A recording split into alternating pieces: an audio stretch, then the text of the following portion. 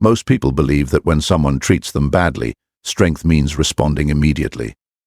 They believe dignity must be defended in every moment, that silence means weakness, and that if they do not push back, they will somehow lose themselves. But consider something carefully. What if the person who disturbs your peace does not gain power from their words, but from your reaction to them? There are people who move through life creating tension wherever they go. They criticize without you, understanding, provoke without purpose, and leave conversations feeling heavier than when they began. And if you are honest with yourself, there may be someone like this in your life right now. Someone whose voice lingers in your mind long after the conversation ends. Someone whose words replay in your thoughts while you try to focus on something else. Someone who seems to possess a strange ability to disturb your inner calm with just a few sentences. The natural instinct is to fight this influence, to correct them, to explain yourself more clearly, to show them why they are wrong. Yet Marcus Aurelius understood something about human nature that many people still struggle to see. You cannot control what another person says. You cannot control how another person thinks. But you always have the power to control what enters your mind and what does not. And once you begin to understand this, the entire nature of conflict begins to change. Years ago, I met a young man who had not yet learned this lesson. His name was Julian. Julian was intelligent, thoughtful, and disciplined in many areas of his life. He worked hard. He carried responsibility with seriousness. He believed deeply in becoming someone of strong character. But despite these qualities, there was one area of his life where he constantly felt defeated: his relationship with his older brother. The brother was not openly aggressive.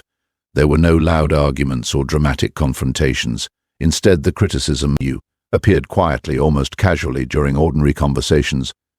A small remark here, a dismissive comment there, a subtle suggestion that Julian's choices were misguided. The words were delivered calmly, sometimes even with a faint smile, but their effect was unmistakable. Each remark seemed designed to create doubt. At first, Julian responded the way most people do. He defended himself. When his brother questioned his career choices, Julian explained his reasoning in careful detail. When his efforts were dismissed as unimpressive, he described the progress he had made. When his motivations were misunderstood, he tried to clarify them, but something strange kept happening. The more Julian explained himself, the longer the conversations became. And the longer the conversations became, the more criticism appeared. It was as if his defense only invited more attacks. Eventually, Julian began noticing something troubling. These conversations did not end when the words stopped. You continued in his mind.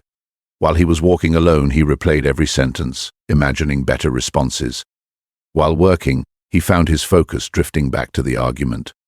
At night, when everything should have been quiet, his thoughts continued debating a conversation that had already ended.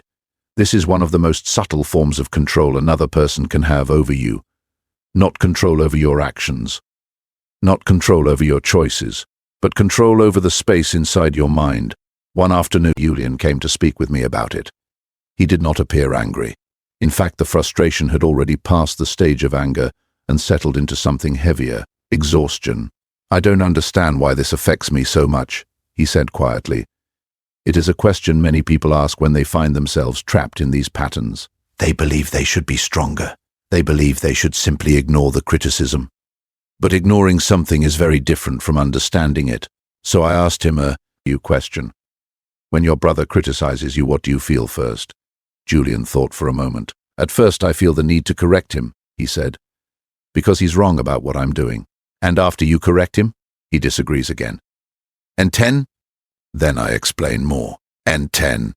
Julian paused. Then we argue. He stopped speaking, suddenly aware of the pattern he had just described. Marcus Aurelius often reminded himself that most disturbances do not come from events themselves, from the judgments we attach to them. Julian believed that every criticism required a response. But what if it did not? What if the power of the criticism depended entirely on his willingness to engage with it? To help him see this more clearly, I asked him to imagine something simple. If someone throws mud at the sky, I said, does the sky throw mud back? Julian laughed softly. No, he replied. Why not? Because he doesn't need to. Exactly. The sky remains the sky whether someone insults it or praises it. The words never reach its nature. But human beings often forget this. We feel compelled to answer every accusation. We rush to defend every misunderstanding. We attempt to correct every person who sees us differently than we see ourselves, and in doing so, we hand them the very control we wish to escape. The Stoics saw this pattern clearly. They understood that toxic individuals do not gain influence through strength alone. They gain influence through repetition. Constant attempts to provoke a reaction. Once the reaction appears, the cycle continues. But remove the reaction, and something surprising happens. The cycle begins to weaken. When I explained this to Julian, he looked thoughtful but uncertain. "Are you saying I should just stay silent?" he asked. "Not exactly. Silence without understanding often becomes resentment. What I suggested instead was discipline." The next time his brother criticized him, Julian would not immediately defend himself, would simply observe what was happening. Observe the words. Observe the emotions rising inside him. Observe the strong impulse to respond. But he would not obey that impulse. He would allow the moment to pass without entering the argument. This was not surrender. It was control. And control of the mind is the first step toward freedom.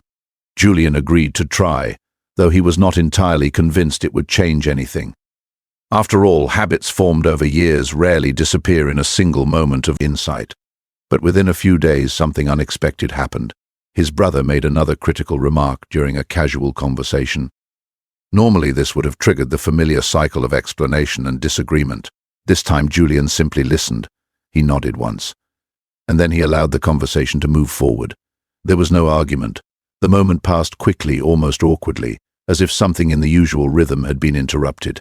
But the real surprise came later that evening. Julian realized that the conversation had not followed him home.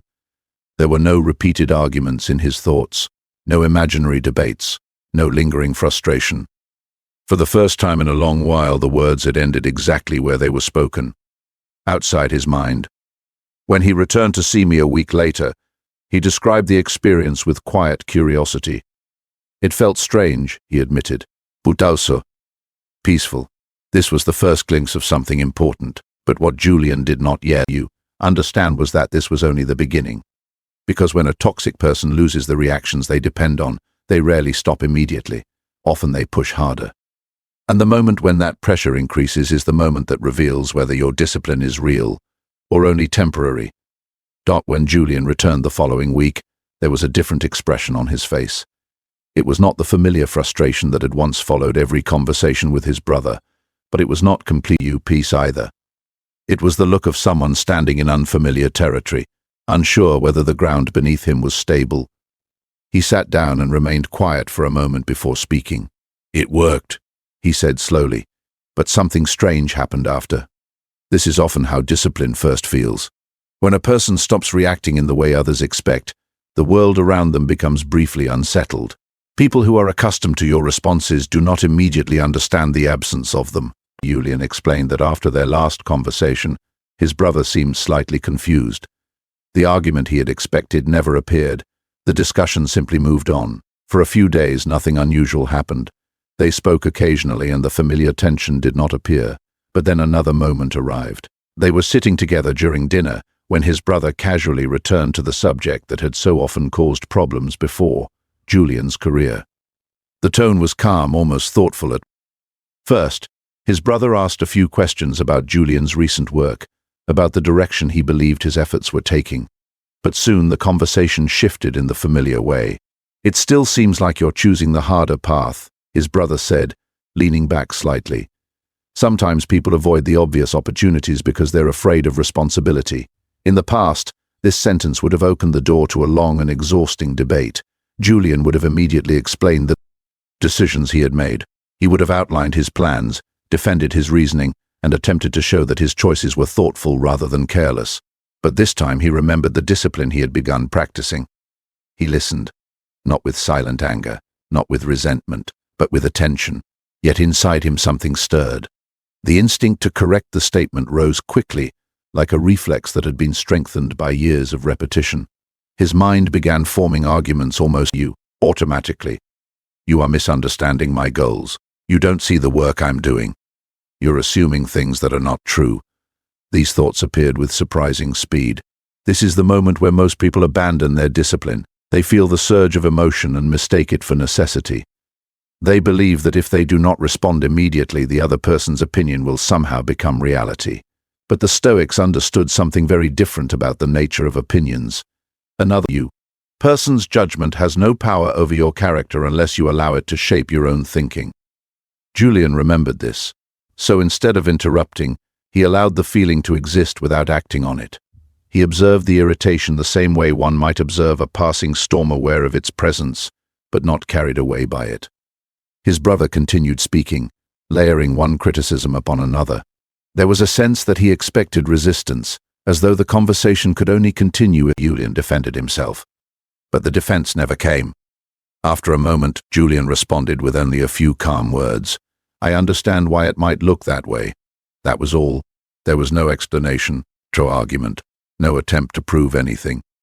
His brother paused, clearly surprised by the response. For a few seconds he seemed unsure how to continue the conversation. Then he simply shrugged and moved on to another subject. The dinner continued normally. At first Julian felt uncertain about what had happened. A part of him wondered if he had appeared weak. Another part wondered if he had missed an opportunity to correct a misunderstanding. These doubts are common when someone begins practicing restraint. Society often teaches that strength must always be visible, that dignity must be defended loudly. But Stoicism measures strength differently. Strength is not the ability to overpower someone in conversation. Strength is the ability to govern your own impulses when they demand immediate action. Later that night, Julian noticed something important. The conversation had ended hours ago, yet his mind was quiet. There were no imagined arguments replaying themselves, no restless thoughts constructing better responses, no lingering resentment waiting to grow. The criticism had simply passed through the day without attaching itself to his inner world. For the first time, Julian began to see the deeper meaning of the exercise. Silence was not weakness. It was control. A few days later, something even more interesting happened. His brother approached him with a tone that Julian had rarely heard before, curiosity. "Why didn't you argue the other night?" his brother asked. The question was simple, but it revealed something important about human behavior. Toxic interactions often depend on predictable reactions. When someone expects resistance and receives calm instead, the usual pattern begins to collapse. Julian answered honestly. "I realized that arguing wasn't changing His brother studied him for a moment, as if trying to determine whether this was avoidance or something else. "Don't you care what I think?" he asked. Julian paused before answering. "I care about understanding myself," he said. "But I don't feel the need to convince everyone else." The conversation ended soon after, but something had shifted. His brother seemed uncertain, almost thoughtful. And Julian felt something new growing inside him. Confidence. Not the loud confidence that demands recognition, but the quiet kind that comes from knowing your decisions are guided by your own principles. Marcus Aurelius often reminded himself that other people's opinions belong to them, not to us. Just as we are responsible for our own judgments, they are responsible for theirs. Julian had begun experiencing this truth in practice.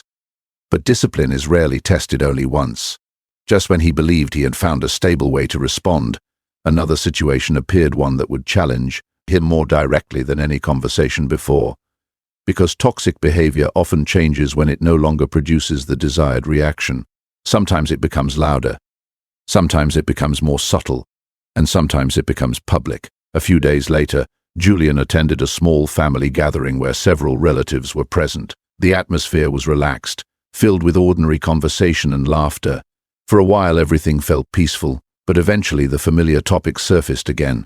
His brother began speaking about career choices, about ambition, about the importance of discipline.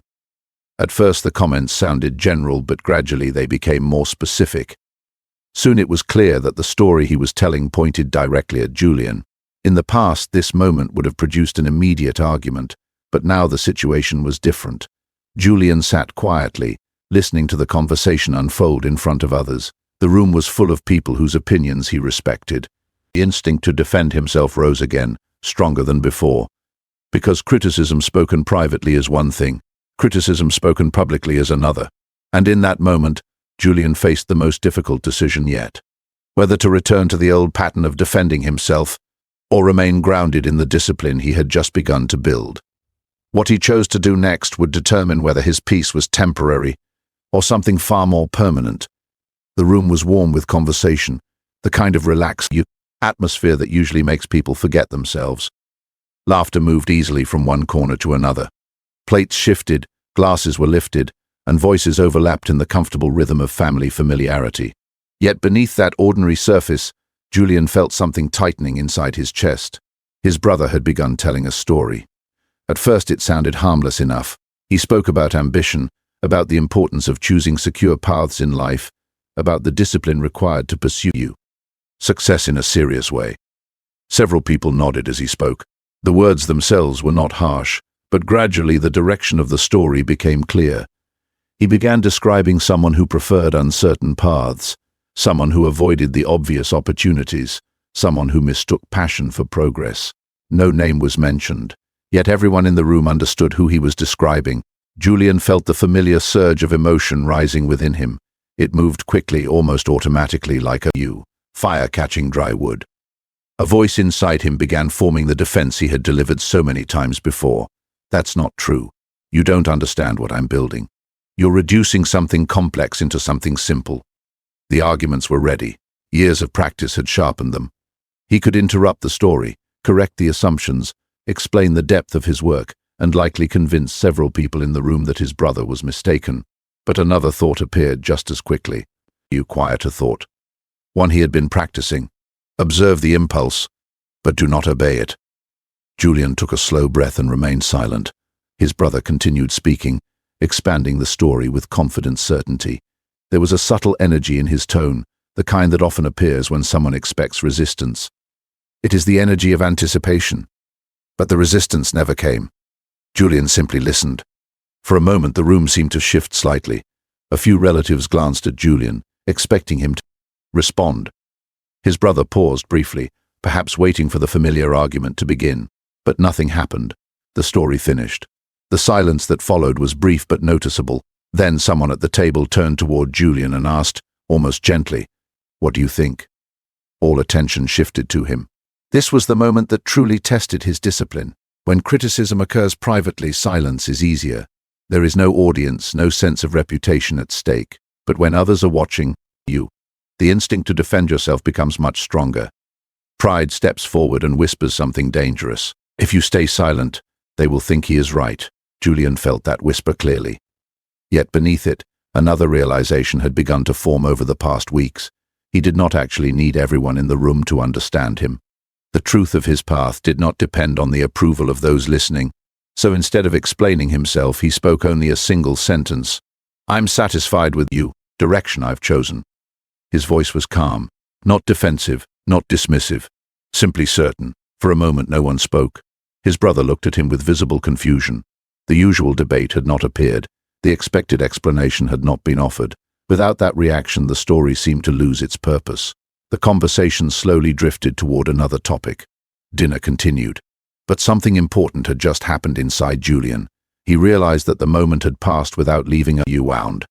There was no humiliation, no anger, no restless need to replay the scene later in his thoughts.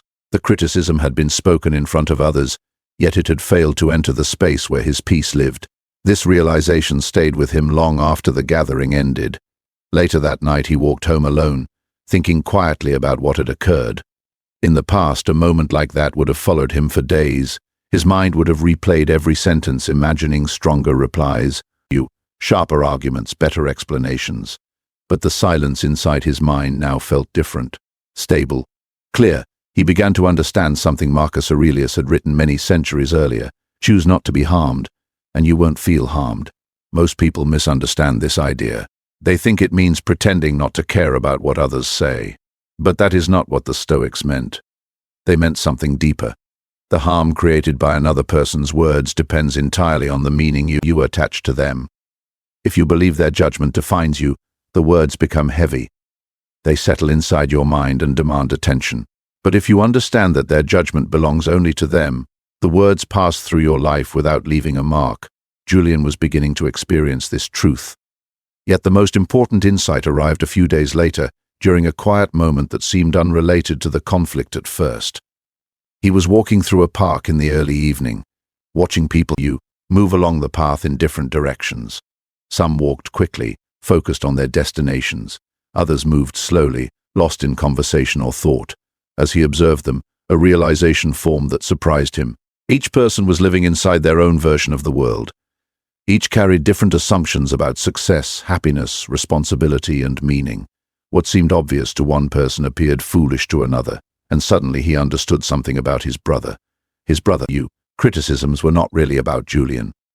They were expressions of his brother's beliefs about life. From his perspective, ambition looked a certain way. Success followed a specific pattern. Any path outside that pattern appeared irresponsible. His brother was not attacking Julian's character. He was defending his own worldview. This realization changed the entire emotional landscape. Julian no longer felt misunderstood. He simply felt observed through a different lens, and once he understood, the criticism lost its personal sting. It became predictable, almost mechanical. The next time his brother questioned his choices, Julian noticed something interesting. He could almost anticipate the exact shape of the criticism before it was spoken. It followed the same logic every time. If success equals stability, and stability equals safety, then any uncertain path must appear reckless. From that perspective, his brother's remarks made perfect sense. They were not cruelty. They were interpretation. And when you understand the interpretation behind someone's words, those words lose much of their power. Julian began responding differently now, not with silence alone, but with calm acknowledgement. Sometimes he simply nodded. Sometimes he said, "I understand why you see it that way." There was no urgency in his voice, no need to win, just clarity. And slowly something began to change in the atmosphere between them. The criticism became less frequent, the conversations shorter, almost as if the conflict itself had been sustained by Julian's earlier reactions. But the most important transformation was still unfolding inside him. Because he had started the journey believing that Stoicism would teach him how to deal with a toxic person, now he was beginning to realize something far more powerful. Stoicism was teaching him how to master himself. And once a person truly begins mastering his own mind, the influence of toxic people fades naturally, like noise disappearing. Step out of a crowded room. After the gathering, Julian expected something familiar to return. In the past, even when an argument ended outwardly, the real struggle continued quietly inside his mind. Words would replay themselves during long walks. Sentences would be examined again and again, searching for better responses that had come too late. But this time something unusual happened. The silence remained. Days passed, and the conversation from that evening did not follow him into his thoughts. It existed only where it had happened, in that room among those voices, and nowhere else. This realization carried a quiet sense of freedom. Most people believe that peace comes from controlling the behavior of others. They imagine that if certain people spoke differently, acted differently, or understood them better, then their minds would finally become calm. But the Stoics discovered something much simpler and much harder. Peace does not come from controlling the world.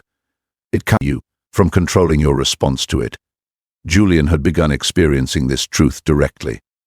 The absence of constant mental argument created space inside him, space that had once been filled with frustration and explanation. And in that space, a new kind of clarity appeared. He began observing his brother with a different perspective. Before, every critical remark had felt like a personal attack. Now he saw those remarks more like habits, patterns repeated without much awareness. One afternoon they were sitting together during a quiet moment after work. The conversation was casual at first, moving through ordinary subjects that carried no tension. Then, almost predictably, the familiar topic returned. His brother mentioned a colleague who had recently accepted a new position. The job offered stability, higher income, and clear advancement. "Now that's a smart move," his brother said thoughtfully. "Some people waste years chasing uncertain things." Julian recognized the direction of the statement immediately. Yet the feeling inside him was different now. Instead of irritation, he felt something closer to curiosity. It was as if he were observing a well-known pattern unfolding once again. Instead of defending himself, he simply asked a question. "What makes a path certain?" His brother seemed slightly surprised. "Well," he said after a moment, "security, predictability, knowing where you'll be in 5 years." Julian nodded slowly. "And if someone values something else more?" His brother looked at him with mild confusion. "Like what? Purpose," Julian replied calmly. The word lingered in the air for a moment. There was no tension in his voice, no attempt to challenge or embarrass. He was simply speaking from a place that no longer required approval. His brother leaned back in his chair, considering the answer. For the first time in many conversations, there was no immediate criticism. Instead, there was silence. Not the uncomfortable silence that follows an argument, but the thoughtful kind that appears when someone is reconsidering an assumption they have repeated many times. Eventually, his brother spoke again, but his tone had softened. I suppose that depends on what a person believes their purpose is. Julian smiled slightly. Exactly. The conversation moved on, and nothing dramatic happened. But something subtle had changed. When Julian thought about it later, he realized that this exchange felt entirely different from their earlier discussions. There had been no pressure, no need to persuade, no desire to win, only understanding. Marcus Aurelius often reminded himself that when someone behaves in a way that disturbs you, the first question you should ask is this: what belief leads them to act this way? When you understand the belief, the behavior becomes easier to accept. Julian now saw his brother through that lens. His brother valued stability because he believed stability protected a person from failure. He valued predictable careers because he believed responsibility meant avoiding unnecessary risk. From that perspective, Julian's path truly did appear strange. And once Julian understood this clearly, something unexpected happened. Compassion replaced irritation. Not the kind of compassion that feels superior, but the quiet recognition that every person is simply trying to live according to what they believe is right. This understanding changed the way Julian listened. When his brother spoke critically, he no longer heard an attack. He heard a perspective shaped by different priorities. And perspectives are not enemies. They are simply ways of seeing. Over the following weeks, the atmosphere between them continued to shift. The sharp criticism appeared less often. When it did appear, it lacked the confidence it once carried. The old pattern of argument had quietly dissolved, but perhaps the most important change was happening inside Julian's sense of identity. For years, he had felt a constant need to prove that his choices were reasonable. Every criticism felt like a challenge that demanded explanation. Now that need had disappeared, he understood something Marcus Aurelius practiced every day while governing an empire full of opinions and judgments. Your character does not need constant defense. It reveals itself through consistency. A person who argues constantly may win conversations, but a person who remains calm under pressure wins something far more valuable: trust in himself. Julian began noticing how much energy had once been wasted trying to change someone else's thinking. That effort had produced nothing but frustration. Now that the effort was gone, his mind felt lighter. He focused more deeply on his work. He invested more time in building the future he believed in rather than explaining it to others. And slowly, something interesting happened. His brother began speaking to him differently, not dramatically, not suddenly, but gradually. The tone softened. The criticism became new questions. And the questions carried something that had never been present before: respect. This is one of the quiet ironies of Stoic discipline. When you stop demanding respect, you often begin to receive it. Not because others suddenly agree with you, but because they sense the stability in your character. Julian was no longer reacting to every remark. He was no longer defending every decision. He was simply living according to his principles, and that calm consistency created something powerful. Space. Space for conversation instead of conflict. Space for curiosity instead of criticism. Space for understanding where argument once lived. Yet there remained one final lesson waiting for him. Because even when a person learns to remain calm around toxic behavior, there is still one challenge that can quietly return: the temptation of pride. The temptation to believe you are now wiser than the person who once disturbed your peace. Marcus Aurelius warned himself constantly about this danger. Because true Stoicism does not replace anger with superiority. It replaces conflict with humility. Julian was about to discover this final piece of the philosophy, the piece that would turn his discipline into something lasting. As the months passed, the tension that once defined Julian's relationship with his brother slowly faded into something quieter. Their conversations were no longer tense battles waiting to happen. The familiar criticism still appeared from time to time, but it carried far less weight than before. What had truly changed was not the personality of his brother. It was the stability of Julian's mind. The reactions that once fueled every disagreement had disappeared. The urge to correct, to defend, to prove himself had slowly loosened its grip, and in that absence something remarkable had grown. Peace. Not the fragile kind that depends on perfect circumstances, but the deeper kind that remains steady even when the world around you behaves unpredictably. One evening Julian came to visit me again, many weeks after our last conversation. The difference in him was easy to notice. His voice was calmer. His posture carried a quiet confidence. The restless energy that had once followed him into every discussion about his brother had disappeared.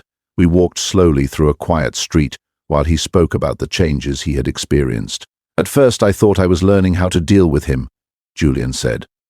He paused for a moment, searching for the few words. But now I think I was learning how to deal with myself. That realization contains the heart of Stoic philosophy. Many people begin studying Stoicism because they want to manage difficult people, stressful environments, or unfair circumstances. They believe the philosophy will give them tools to control the behavior of others. But the deeper truth reveals itself gradually. Stoicism does not give you control over the world. It gives you mastery over your own mind. And once the mastery begins to take root, the world becomes far less capable of disturbing you. Julian shared a recent moment that illustrated this perfectly. He and his brother had been walking together after dinner, discussing ordinary things. Eventually the conversation drifted toward work again, as it often did, but this time the tone was different. His brother spoke more slowly, almost thoughtfully. "I've always believed that success follows a certain path," he admitted. "But maybe I've been too rigid, about it." Julian listened quietly, not because he was waiting for an opportunity to prove himself right, but because the need to prove anything had already disappeared. His brother continued. "You seem calmer these days," he said, "like you don't care about what people say anymore." Julian considered the statement before responding. "I care," he said, "but I don't let it decide how I feel about myself." The words were simple, yet they carried the weight of months of discipline. His brother, nodded slowly, as if recognizing something he could not fully explain. The conversation moved on.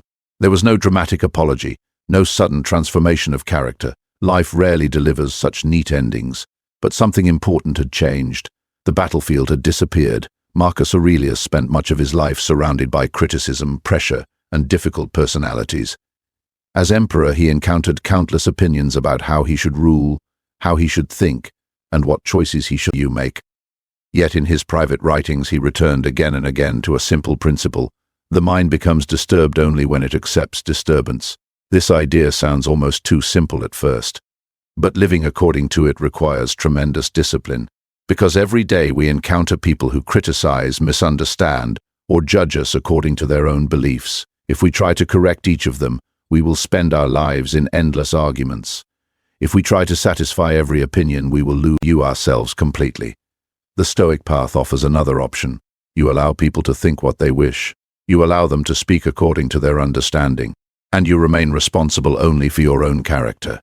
Julian no longer felt the need to silence his brother's criticism. He no longer needed to win conversations. The true victory had already happened in a quieter place. His mind had become a place where those criticisms could no longer live. And once that space is protected, something extraordinary happens. Toxic people lose their influence, not because they are defeated, but because the reactions they depended on no longer exist. In the end, Julian discovered that destroying toxic behavior does not require confrontation. It requires independence. Independence of thought, independence of emotion, independence of identity. The moment you stop allowing another person's words to define your inner world, their power fades naturally. This is why the Stoics placed such importance on self-mastery. A person who governs his own mind cannot easily be provoked. A person who knows his own values does not need constant approval. And a person who practices discipline in silence builds a strength that arguments can never create. Julian's story did not end with a dramatic victory over his brother. It ended with something far more meaningful, a quiet mastery over himself, and that is the victory Marcus Aurelius respected most. Not conquering others, but conquering the impulses within your own mind. If this story has made you reflect on someone who once disturbed your peace, remember this simple Stoic truth: you do not have to defeat them. You only have to refuse them space inside your mind. And when you learn that discipline, your calm becomes stronger than any criticism. If you want to continue building that kind of inner strength, this is exactly what we explore here on Built by Stoicism. Not philosophy as distant theory, but as a way of living with clarity, discipline, and self-mastery in the real world. So if these ideas resonate with you, stay on this path with us. Reflect on them, practice them, strengthen them, and subscribe to Built by Stoicism, where every story is another step toward mastering the one thing that truly belongs to you, your mind.